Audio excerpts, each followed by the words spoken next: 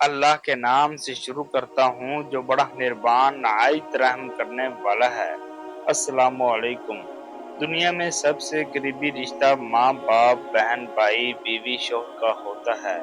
ये वो रिश्ते हैं जो इंसान की खुशी में शामिल होकर अपने भाई बहन, बेटे बेटी का साथ देने में हर मुमकिन कोशिश करते हैं।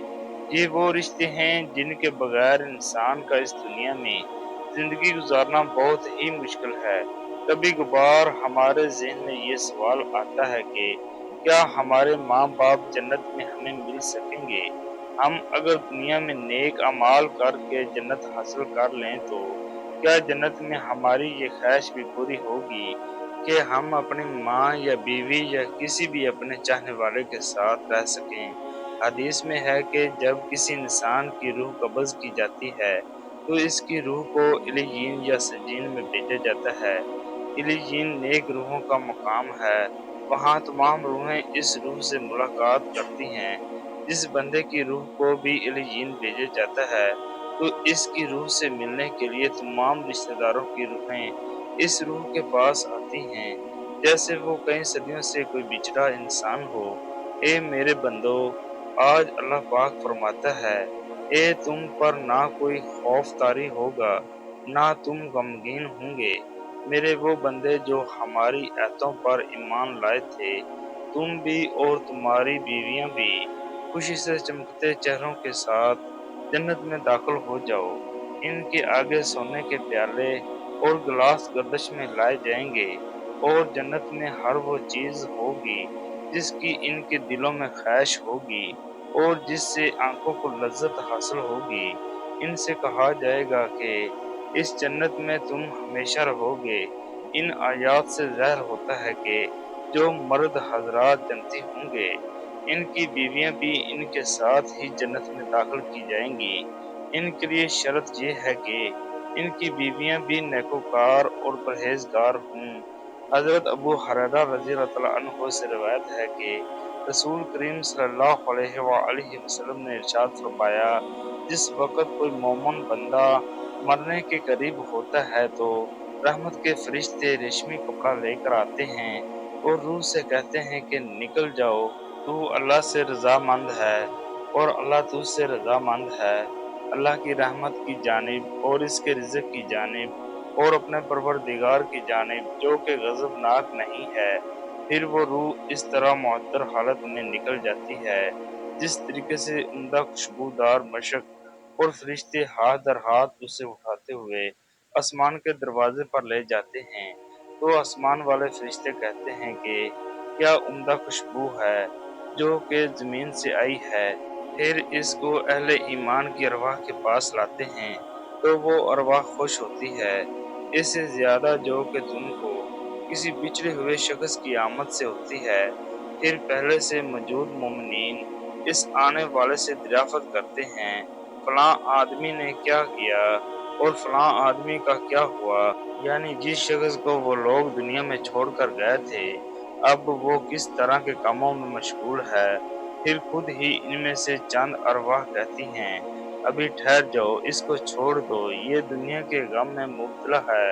ये रूह कहती है, क्या वो शख्स तुम लोगों के पास नहीं पहुंचा, वो तो पहले से ही मर चुका था। तो इस पर रूहें कहती हैं, इसका मतलब है वो शख्स तो जहन्नम में गया होगा। इस तरह जिस वक़्त काफ़िर की मौत आती है तो अज़ाब के फरिश्ते एक टुकड़ा काट कर ले आते हैं और वो कहते हैं कि तू निकल कर बाहर आ जा और चल अल्लाह के हाल में कि तू अल्लाह से अज़ाब की तरफ, इस हाल में कि तू अल्लाह से नाराज़ है और तुझसे अल्लाह पाक नाराज़ है।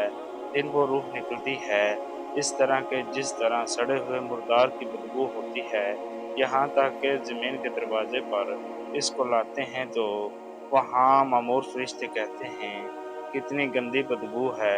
फिर इसको कुफ़ार और मुशरिकीन की अरवाह में ले जाते हैं। हदीस पाक में है कि तुम्हारा नामा अमाल तुम्हारे रिश्तेदारों और ख़ानदान वालों के सामने पेश किया जाएगा। बेशुमार रवायात में है कि तुम्हारा नामा अमाल तुम्हारे रिश्तेदारों और ख़ानदान वालों के सामने पेश किया जाएगा। बेशुमार रवायात में है कि तुम्हारा नामा अमाल तुम्हारे रिश्तेदारों और ख़ानदान वालों के सामने पेश किया जाएगा। بے شمار روایات میں ہے کہ جنت میں سب رشتہ دار ایک دوسرے کو پہچانتے ہوں گے، وہ ایک دوسرے کے ساتھ مل جل کر رہیں گے، اللہ پاک ان کو اکٹھا رکھے گا۔ قرآن پاک کی سورۃ طور کی آیات نمبر 21 میں ارشاد باری تعالیٰ ہے، اور جو لوگ ایمان لائے، ان کی اولاد نے بھی ایمان میں ان کی پیروی کی، تو ان کی اولاد کو ہم انہی کے ساتھ شامل کر دیں گے اور ان کے اعمال میں سے کسی چیز کی کمی نہ کریں گے۔ حضرت ابن عباس رضی اللہ تعالیٰ عنہ فرماتے ہیں کہ بے شک خدا مومن کو سکون دینے کے لیے ان کی اولاد کو اس کے اصل مقام سے کئی گنا بہتر مقام تک پہنچا دے گا۔ اصل میں اس کی اولاد اس درجے تک نہ پہنچ سکتی ہوگی۔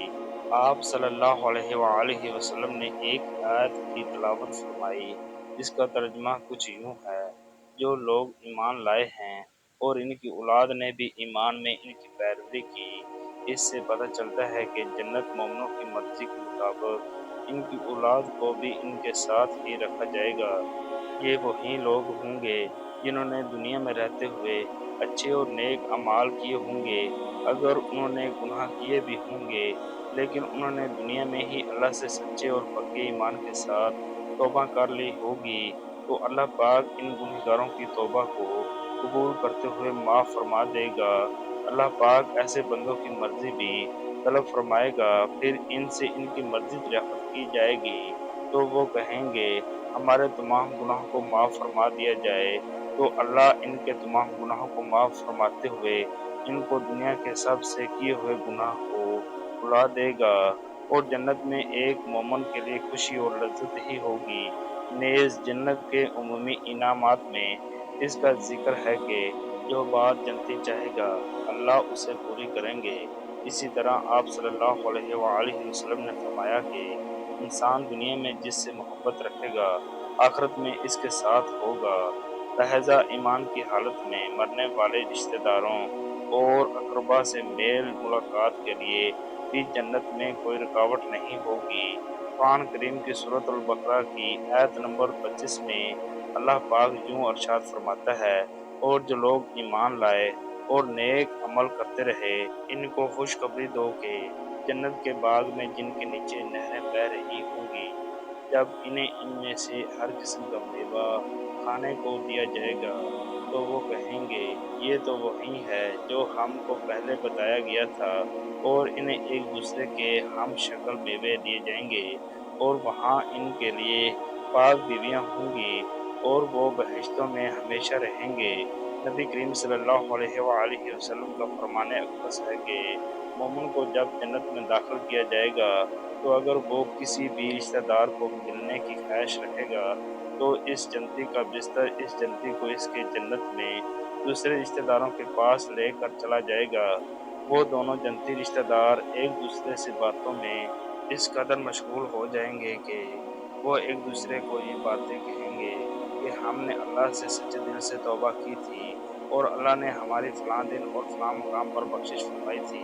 اللہ سے دعا ہے کہ وہ ہمیں نیک اعمال کرنے، برائیوں سے دور رہنے کی توفیق عطا فرمائے، اور ہمیں ہمارے والدین بہن بھائیوں کو جنت الفردوس میں اعلیٰ مقام عطا فرمائے۔ اے اللہ پاک دعا ہے اس ویڈیو کو دیکھنے سننے والا ہر جگہ جنتی بن جائے۔